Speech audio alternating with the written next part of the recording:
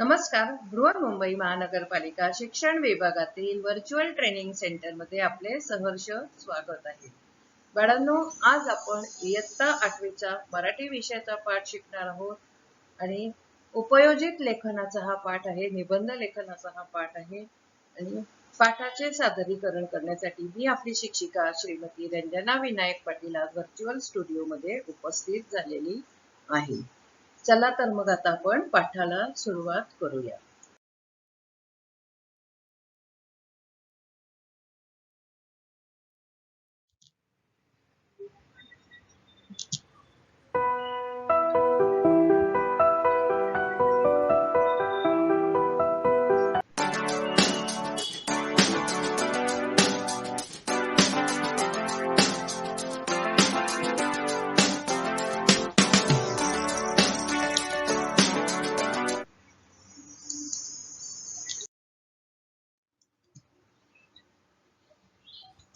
नमस्कार. बृहन्मुंबई महानगरपालिका शिक्षण विभागातील व्हर्च्युअल ट्रेनिंग सेंटरमध्ये मी आपली शिक्षिका श्रीमती रंजना विनायक पाटील आपले सर्वांचे सहर्ष स्वागत करीत आहे. बाळांनो, आज आपण मराठी विषयाच्या पाठाला सुरुवात करीत आहोत.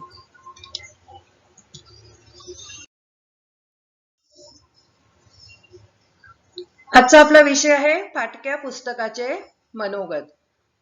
आणि इयत्ता 8वीसाठी आपण हा पाठ घेत आहोत आणि पाठाचे सादरीकरण आपली शिक्षिका श्रीमती रंजना पाटील आपल्यासाठी घेऊन आलेली आहे.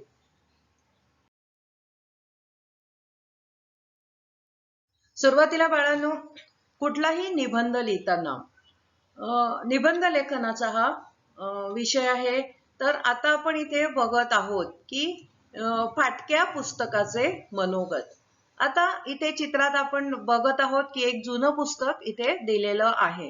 आता निबंध लेखन करताना काय करायचं बाळांनो, की सुरुवातीला काही मुद्दे आपण आपल्या मनामध्ये ठरवून घ्यायचे. आता हे मुद्दे कुठले, तर ते आता आपण इथे बघूया. आता मी पुस्तक म्हणजे इथे हे पुस्तक जे बोलत आहे ते म्हणताय की मी पुस्तक बोलतोय. त्यानंतर मी कसा आहे, आता माझी स्थिती कशी आहे, तर फाटलेली आहे आणि अतिशय वाईट मी आता दिसत आहे. परंतु मी तुम्हाला काय काय दाखवलं, तर अनेक गोष्टी दाखवल्या, चित्र दाखवल्या, तुमचा अभ्यास तुम्ही या पुस्तकाच्या साहाय्याने केला, तुम्हाला मी खूप ज्ञान दिलं. परंतु काही जण जे असतात ते दुष्ट असतात आणि ही दुष्ट मुलं काय करतात, माझी पानं फाडून टाकतात, चित्र खराब करतात आणि माझ्याशी चांगले वागत नाही. तर पुस्तकाची एकच अपेक्षा आहे, जसं झाडं आहे बाळांनो, झाडं आपल्याकडून कुठलीही अपेक्षा न करता आपल्याला वारा देतात, फुलं देतात, फळं देतात, अनेक औषधी गुणधर्म आहेत. एवढंच नाही तर झाडाचा उपयोग आपल्याला त्याचं फर्निचरसाठी सुद्धा होतो. म्हणजे थोडक्यात म्हटलं काय तर ते कामधेनूसारखं झाड आहे. तसेच ही पुस्तकं सुद्धा आहेत कामधेनूसारखी. ते आपल्याला फक्त चांगल्या गोष्टी देत असतात. म्हणून या पुस्तकाने आपल्याकडून अपेक्षा केलेली आहे की तुम्ही माझ्याशी चांगलं वागा. आता आपण पुढे बघूया की हा निबंध लेखन कसा करायचा. एके दिवशी ऑनलाईन क्लास संपवून गेम खेळत असताना त्याला कण्हण्याचा आवाज आला. त्यामुळे शेखरचे तिकडे लक्ष गेले. त्याने पाहिलं काय बरं, ज्यामुळे त्याचे डोळे विस्फारले गेले. आता बघा, कोविड-19 ची परिस्थिती आहे. आता मी सुद्धा तुमच्याशी जे तुम्हाला कसा निबंध लिहायचा हे जे सांगते ते ऑनलाईनच्याच माध्यमातून सांगते. त्यामुळे हा विद्यार्थी जो आहे शेखर, तो सुद्धा ऑनलाईन अभ्यास पूर्ण करून तो गेम खेळत होता आणि तेवढ्यात त्याला पुस्तकाकडेचा आवाज आला आणि त्याचे डोळे विस्फारले गेले. मग बघूया बरं कोण बोलत होतं त्यांच्याशी. कोण बोलतय? सीमा, तू कोणाचा आवाज ऐकलास का? अरे हो, पुस्तकच बोलत आहे. तू सध्या ऑनलाईन एज्युकेशन मध्ये गुंतलेला असतो, त्यामुळे तुला माझ्याकडे बघायचे वेळ नसते. तू सध्या पुस्तकाचे वाचन करीत नाही, अशामुळे हळूहळू तू वाचन विसरून जाशील. वाचाल तर वाचाल, वाचनामुळे तुझे ज्ञान वाढते, सर्व विषयांचा तुला अभ्यास करता येतो. खेळामुळे जसे शरीर तंदुरुस्त होते तसेच वाचनामुळे आनंद मिळतो. जीवनात यशस्वी व्हायचे असेल तर वाचन करा. जुने झाले म्हणून पुस्तक टाकून देऊ नका. पुस्तकांशी मैत्री करा, ते तुम्हाला ज्ञान देतात. मग करणार ना माझ्याशी दोस्ती? तर बघा, आपण ही छोटीशी एक नाटिका बघितलेली आहे आणि या नाटिकेमध्ये पुस्तकानं आपलं मनोगत व्यक्त केलेलं आहे.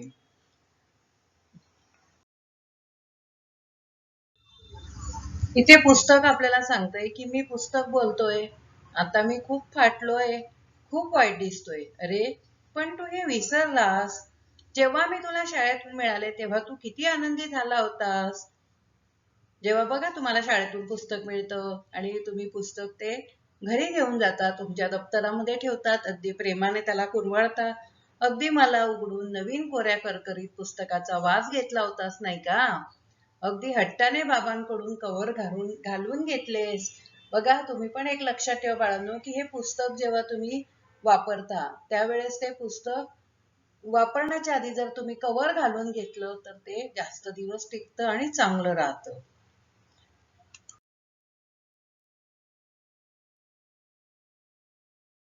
मी आता फाटलो आहे म्हणून खूप वाईट दिसत आहे रे. आता ते पुस्तक सांगताय बाळा, मी आता फाटलेलो आहे म्हणून खूप वाईट दिसत आहे. पण याच मला तू कधीतरी एकेकाळी अगदी प्रेमाने कुरवाळलं होतंस आणि छानपैकी तुला खूप आनंद झाला होता मी मिळाल्याबरोबर. मी तुम्हाला आता हे पुस्तक काय काय सांगतं, तर आता आपण साधारण काय बघायचं की आपल्याला तर बरेच विषय असतात. मराठी असतो, हिंदी असतं, इंग्रजी, तर प्रत्येक विषय आपल्याला वेगळं वेगळं ज्ञान देत असतात. मग भाषेचे पुस्तक आपल्याला काय सांगतात, तर छान छान गोष्टी सांगतात, धडे असतात आपल्याला छान छान. काही आपल्याला सायन्सचे पुस्तक आपल्याला काय सांगतात, तर आपल्या शरीराची रचना कशी असते, वेगवेगळे गुणधर्म, वेगवेगळ्या रासायनिक गुणधर्मांची माहिती सांगतं. तर हे छान छान चित्र मी तुम्हाला दाखवली. तसंच या पुस्तकाने सुद्धा शेखरला खूप सुंदर सुंदर चित्र दाखवली. त्याचबरोबर त्या तुम्हाला आवडणाऱ्या कविता सुद्धा मी दिल्या. माझ्यामुळे तुम्ही ज्ञान मिळवता. तर पुस्तकाचा सर्वात मोठा उपयोग कुठला, तर आपल्याला त्यातून ज्ञान मिळत असतं. तर अशा प्रकारे शेखरला त्याने आठवण करून दिलेली आहे. मी तुमचे मनोरंजन केले. अजून काय केलं पुस्तकाने, तर तुम्हाला ज्ञान सुद्धा दिलं. आणि हे सर्व कविता वगैरे गोष्टी वाचताना आपल्या मनाला काय मिळतो, आनंद मिळतो. त्याचप्रमाणे हे सर्व अभ्यास करून तुम्ही काय झालात, तर हुशार झालात. बरं, एवढ्यावरच पुस्तक थांबलं का, तर नाही. तू मला विसरलास, मला फेकून दिला आहेस, परंतु मी मात्र तुला काही विसरलेला नाही. रद्दीवाल्याकडे देत आहेस, तो माझे तुकडे तुकडे करेल. बघा, आपण काय करतो, जुनं पुस्तक झालं की ते रद्दीमध्ये देतो. रद्दीवाला काय करतो, त्याचे कागद करतो, त्याच्या लेखी पुस्तक तो काय शिकलेला नसतो, त्यामुळे त्याला पुस्तकाचं काही एवढं त्याला किंमत नसते. यात काय ज्ञान आहे वगैरे. मग तो काय करतो, सरळ त्याला काय हवं असतं, तर कागद कागद तुकडे करतो तो आणि चणे शेंगदाणेवाले वगैरे या लोकांना काय करतो, तो विकतो. किंवा दुसरं काय करत असेल, तो पेपरवाल्याला देतो. पेपरवाले ते नंतर काय करतात, त्याचा लगदा तयार करतात आणि परत त्यापासून कागद तयार करतात. काही चित्र तू कापून टाकले आहेस आणि मला तू विद्रूप सुद्धा केलेलं आहे.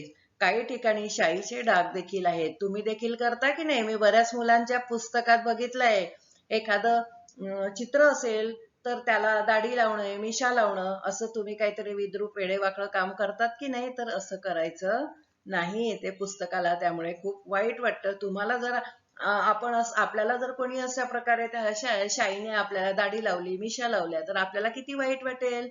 तसंच जरी ते निर्जीव असले तरी त्यांना सुद्धा काही एक असं मन असतं, असं आपण समजायचं आणि त्याला अतिशय प्रेमानं हाताळायचं, त्याला कुठेही टाकून द्यायचं नाही.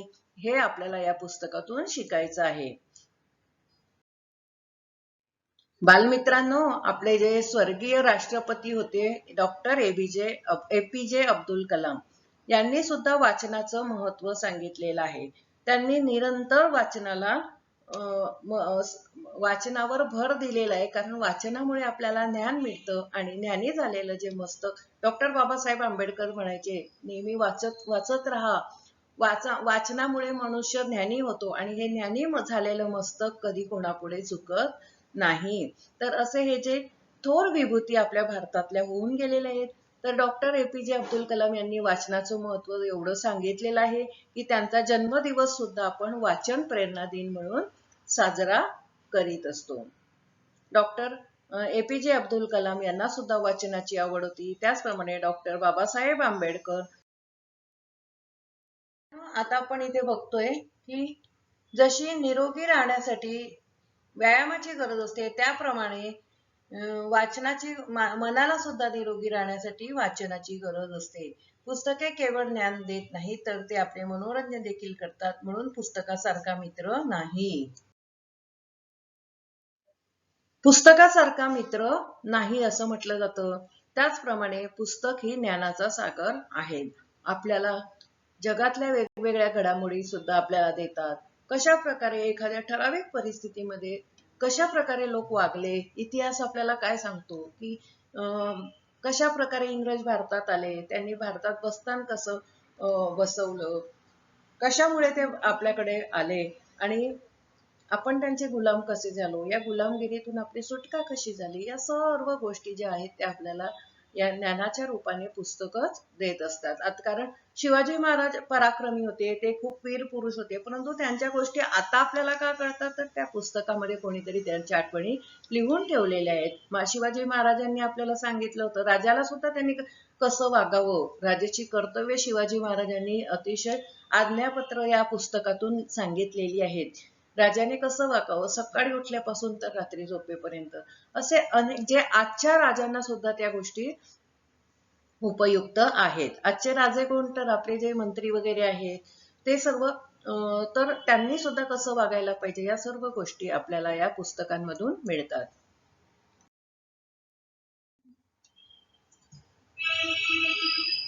वाचनाने आपल्याला जगातील माहिती समजते. वाचनाने ज्ञानाच्या कक्षा रुंदावतात. वाचनाने माणूस प्रगल्भ बनतो आणि समाजातील चालू घडामोडींचं ज्ञान सुद्धा आपल्याला वाचनाने मिळतं. आता वाचनाचं महत्व सांगणाऱ्या काही इथे विभूती मी दाखवलेल्या आहे. डॉक्टर बाबासाहेब आंबेडकर आपण त्यांची माहिती पाहिली, डॉक्टर APJ अब्दुल कलाम यांची सुद्धा माहिती आपण पाहिलेली आहे. स्वामी विवेकानंद यांनी तर वेदांचा अभ्यास केला होता आणि आमची भारतीय संस्कृती किती श्रेष्ठ आहे हे त्यांनी संपूर्ण जगापुढे पटवून दिलं होतं. त्यांनी देशाटन तर केलंच, पण त्याबरोबर ते देश विदेशामध्ये सुद्धा फिरले आणि तिथे आपल्या भारतीय संस्कृतीचं त्यांनी बाजू मांडली संपूर्ण जगात. आणि आमची भारतीय संस्कृती ही वसुदैव कुटुंबकम, संपूर्ण जगाला सुद्धा आपलंसं मांडणारी अशी आमची भारतीय संस्कृती हे त्यांनी संपूर्ण जगाला पटवून दिलं. आणि त्यांच्या ज्ञानाचं तेज बघून पाश्चात्य लोक सुद्धा दिपून गेले होते. तर अशा प्रकारे या सर्व थोर विभूतींनी काय सांगितलेलं आहे तर उत्तम पुस्तकांचे वाचन केल्याने प्रतिकूल परिस्थितीत देखील आपण कसे जगावे, काय केल्याने आपले कल्याण होईल हे समजते. म्हणून म्हणतात वाचाल तर वाचाल. अशा प्रकारे चांगली पुस्तके ही मानवी जीवनाला कलाटणी देतात.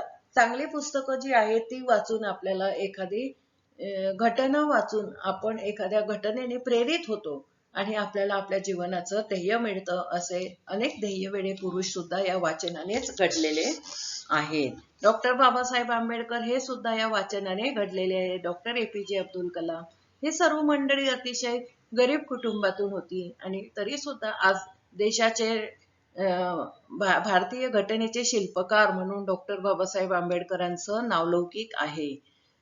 संपूर्ण समाजातील जे दीनदलित आहेत, दुबळे आहेत, त्यांची वेदना त्यांनी समजून घेतली आणि त्यांना अधिकार मिळवून दिला. या समाजामध्ये त्यांना बरोबरीने वागण्याचा अधिकार दिला. ही मानवतेला दिलेली एक देणगी आहे आणि हे सर्व ज्ञान त्यांना हे वाचन केल्यामुळे ते समृद्ध झालेले आहेत. आणि दुसरे आहेत डॉक्टर APJ अब्दुल कलाम. हे सुद्धा अत्यंत गरीब कुटुंबातून होते आणि तरी सुद्धा ते भारतातल्या सर्वोच्च जे पद आहे राष्ट्रपती पदाचे ते मानकरी ठरले होते. वाचनामुळेच या सर्व थोर विभूती डॉक्टर स्वामी विवेकानंद हे सुद्धा जगप्रसिद्ध तत्वज्ञ म्हणून मान्यता पावलेले थोर अवलिया आहेत.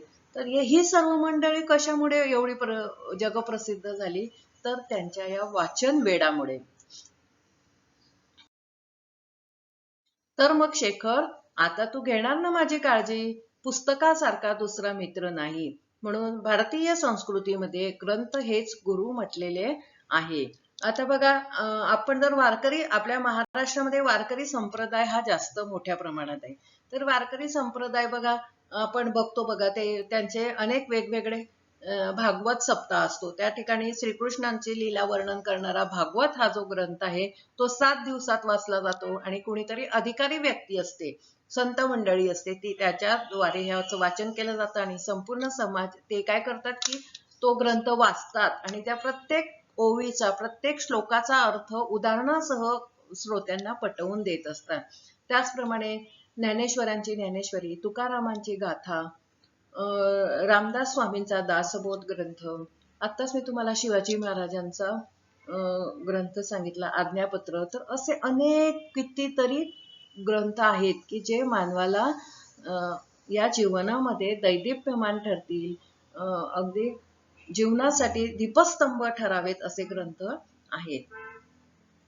दया पवार आताच्या काळातील जर बघितलं तर तुम्ही दया पवार यांचं बोलवतं, ही समाजातील ज्या विकृत प्रथा आणि परंपरा आहे त्यांचं उदाहरण घडवणारी ही कथा आहे. तर अशा म्हणूनच भारतीय संस्कृतीमध्ये ग्रंथांना गुरु म्हटलेलं आहे.